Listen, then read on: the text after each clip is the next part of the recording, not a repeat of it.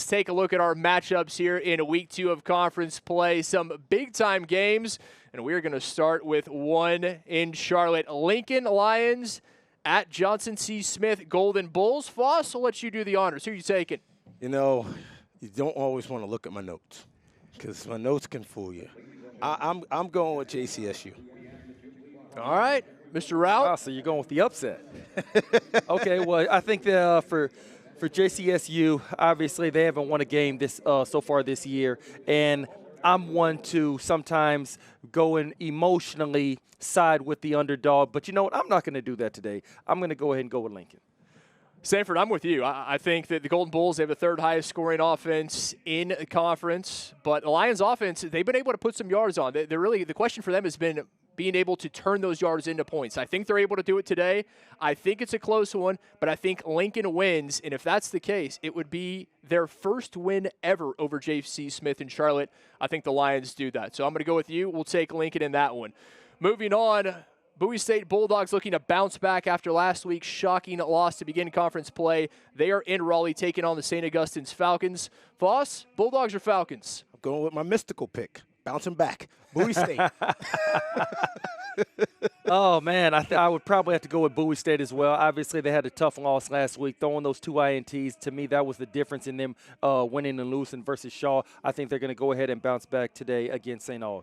And Sanford, I'm with you. And turnovers, that was really the issue for the Falcons last week in their loss to Virginia State as well. Just turned the ball over too many times. I think Bowie State, as proud as this Bulldog program is, I think they clean up the miscues, they clean up the errors. They're going to bounce back. They get the big victory on the road as they move to 1-1 in conference play.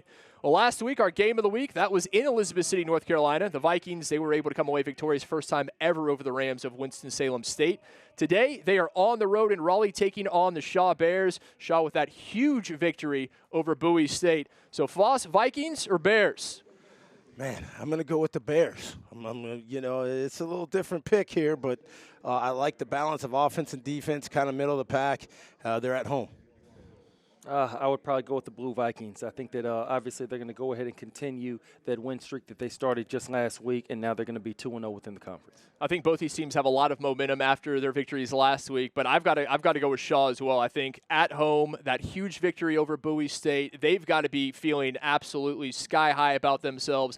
I think they move to 2-0 in CIAA play.